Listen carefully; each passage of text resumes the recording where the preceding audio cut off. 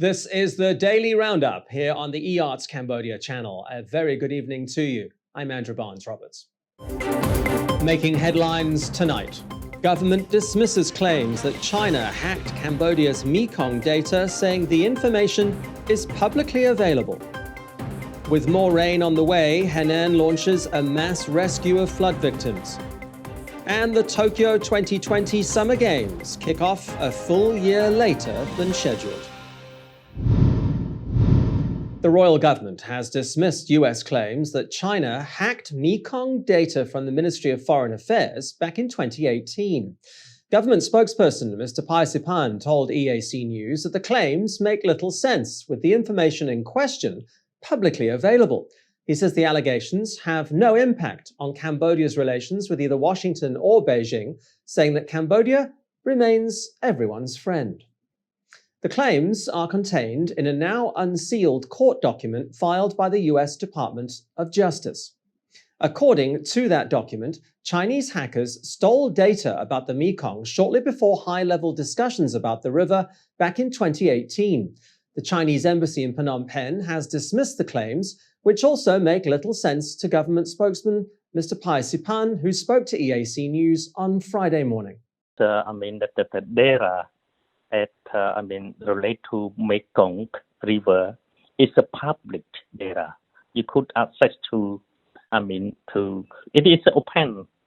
It's open data that everybody could use that. Mr. Sipan would not be drawn on whether he thought Washington was trying to create tension between Cambodia and China, but he did say the allegations will have no impact at all on the country's diplomatic relations with either China or the US. The Ministry of Public Works and Transport has announced that it will start training traffic police and other officials next month on its new points demerit system for traffic offences. The system is expected to come into force next year. The ministry is preparing to test drive it in September. EAC News reporter Rayo Soko has the details. There'll be no escape for bad drivers when the new system comes into effect. Minister of Public Works and Transport, Mr. Sun Chanthol, says speed cameras have already been installed in some parts of the capital, and there'll be more popping up across the country over the next few weeks. The cameras will help traffic police with the point system. It's understood drivers will be issued with 12 points, with points being deducted for each traffic violation. Once a driver loses all their points, their license will be taken away, and they will then have to retake their driving test within a 6-month period. Minister of Interior Mr. Sar Keng believes the new point system, together with tougher penalties, will help reduce traffic accidents that are costing lives and money. Cambodia's daily COVID-19 death toll is back in the 30s. 34 deaths were reported overnight, taking the country's total number of COVID-related fatalities to 1,222. The daily death toll appeared to have been stabilizing, being at or around 20 for the past week. The numbers were confirmed by the Ministry of Health at noon on Friday. 825 new cases have been reported in the past 24 hours. 335 of these are imported. They take the country's total case number to 71,244. But recoveries are still outpacing new cases. 897 patients discharged overnight, taking the total number of successful treatments to 63,474. Secretary of State of the Ministry of Social Affairs, Veterans and Youth Rehabilitation, Mr. Samheng Boros, has been awarded as one of the outstanding alumni of Australia's Charles Sturt University. There were 6 award categories recognizing the difference alumni are making personally and professionally to positively impact others. Mr. Boros sat down with EAC News reporter Rayo Soko. Still almost unbelievable. This is what Secretary of State Mr. Samheng Boros says to EAC News about his new achievement. The International Alumni Award recognizes leaders in their industry, profession, or field of research who have made or are making a significant difference in both local and/or wider communities. Being the Secretary of the State of the Ministry of Social Affairs, Veterans and Youth Rehabilitation, he has touched the lives of people in Cambodia, through a variety of government programs that he has initiated. I believe this gives a good recognition to Cambodian effort. As of yesterday, when it was announced, I was quite honored myself, but to be exact, it was not honor for myself. It was honor for the team and the effort that was put forward by especially the leadership from the top. I think the Prime Minister have the strong commitment in helping the most vulnerable group, especially our poor people. And this is because I have been involved in this program with international body for so long. What we realized that international body has said that our program is one of the best in the world. How we respond to COVID-19 with the social protection scheme that we have. So there are many cases that international UNDP, UNICEF, they have been requested for us to talk in the UNDSA to speak internationally to actually allow the world to see it. Boris has highlighted the efforts that he has initiated together with the Cambodian government that enabled him to receive the award. He says the royal government's cash support program and its social protection are just two of the many differences being made in the lives of Cambodians. He's encouraging the younger generation to continue learning, to always seek knowledge, and have a positive outlook in life. It is an honor for a Cambodian to be recognized internationally, not only for the individual, but for the whole country. There's no doubt Mr. Samheng Boros is worthy of the recognition, and he'll serve as an inspiration for a whole generation of Cambodians. Rhea Soko, EAC News, Phnom Penh. Well, let's take a look now at news making international headlines this Friday, the 23rd of July.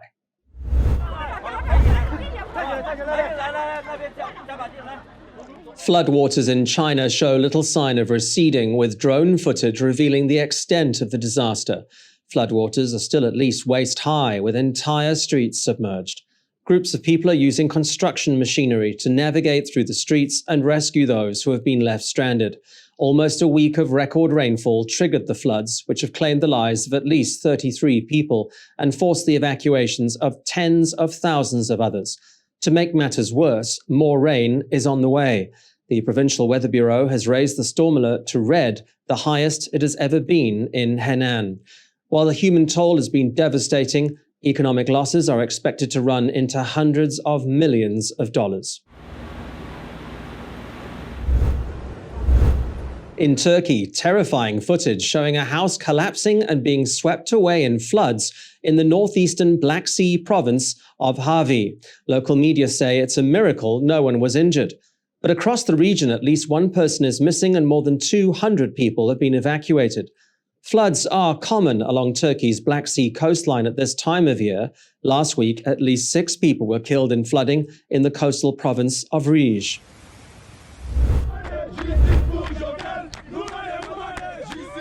And Haitians took to the streets of Cap-Haïtien on Thursday to protest the assassination of President Jovenel Moïse. The violence followed a mass held in his honor ahead of Friday's state funeral. Protesters are demanding justice, believing police were behind the president's slaying. Government officials say Moïse was murdered by a team of mostly Colombian mercenaries, but many questions remain unanswered, including why the president's security detail did not do more to protect him.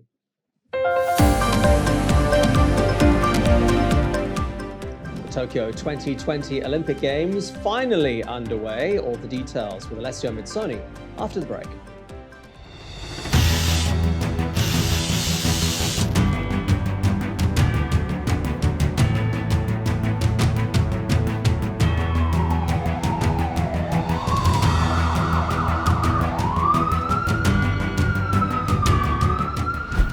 EAC News fully supports the royal government of Cambodia's preventative and administrative measures against COVID-19.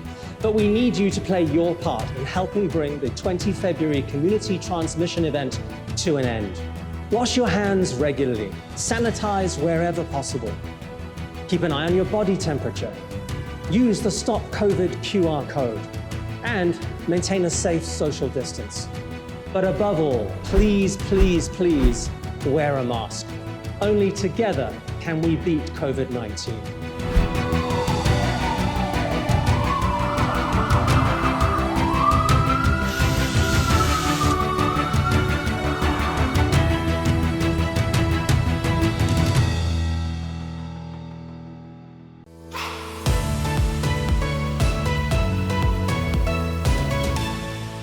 EARTS Cambodia's audience is growing. Our YouTube channel now has 150,000 verified subscribers. To mark the milestone, we've received the Silver Creator Award from YouTube, given to channels with over 100,000 subscribers. YouTube CEO Susan Wojcicki says the award celebrates EARTS Cambodia's hard work and incredible achievement. She says not only has EARTS Cambodia brought a unique voice and style to the world, but has also created valuable connections and built a community along the way. The next milestone we're going for is 1 million subscribers, and we'd really like that Gold Creator Award. So if you're not already a subscriber, head to www.youtube.com/EARTS Cambodia. Subscribers get all the latest breaking news and updates from Cambodia in English. We'll see you there. If it's happening and you need to know about it, you'll get it all right here. EAC News brings you updates and breaking news in English across all of EARTS Cambodia's platforms and channels. YouTube, Facebook, Telegram, Twitter, and our website, www.eartscambodia.com. Join me, Andrew Barnes-Roberts, and the rest of the EAC News team every day on your favorite channels.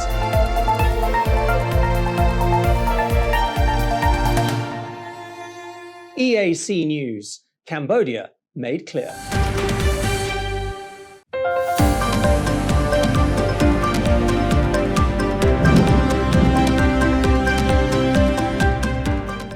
Welcome back to the Daily Roundup. Friday sees the official opening of the Tokyo 2020 Olympic Games. The opening ceremony is being attended by barely 1,000 people. Cambodia is represented by 3 athletes, 2 swimmers and 1 runner. This Olympic edition promises to be unique, thanks to, or despite, the pandemic, and a few disciplines have kicked off ahead of time, with fans celebrating however they can. Final security checks were being conducted Friday morning at Japan's National Stadium, just hours ahead of the opening ceremony. Some competitions already started on Wednesday, including softball and soccer, with host Japan earning an extra-time victory against Mexico in softball, joining United States at 2-0 in the standings. On the streets of Tokyo, Japanese cheerleaders were seen dancing and waving their pom-poms outside of a Tokyo train station on Thursday to show their support for Olympic athletes. A passerby told Reuters that seeing their cheerleaders trying hard in this sort of environment makes him want to do his best.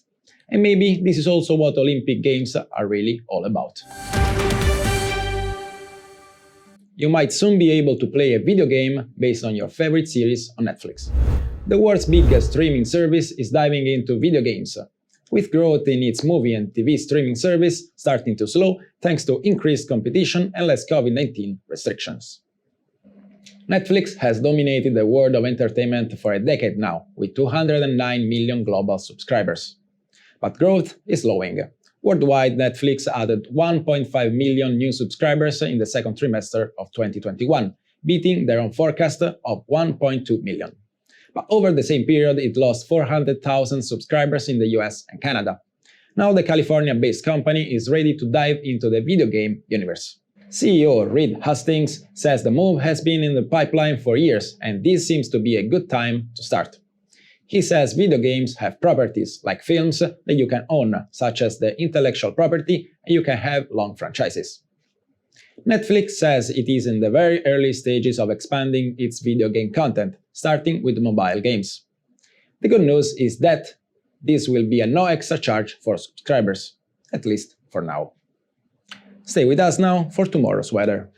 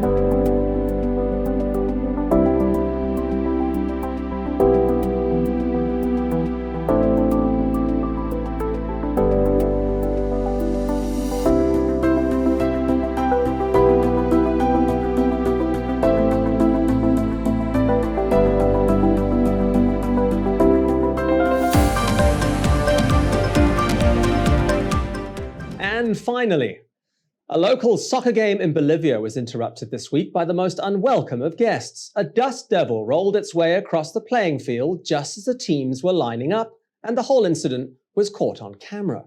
It was the final of a small local tournament in the town of Achokala, but the players had barely lined up for a photo when this happened.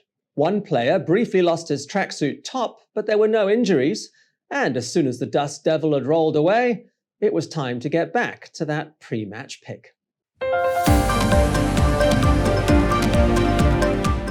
Thanks for watching the Daily Roundup here on the eArts Cambodia channel. More breaking news and updates from our website. Head to www.e-artscambodia.com. You could also subscribe to our Telegram channel, EAC News. More from the EAC News team tomorrow night in the weekly Roundup. I'll see you then.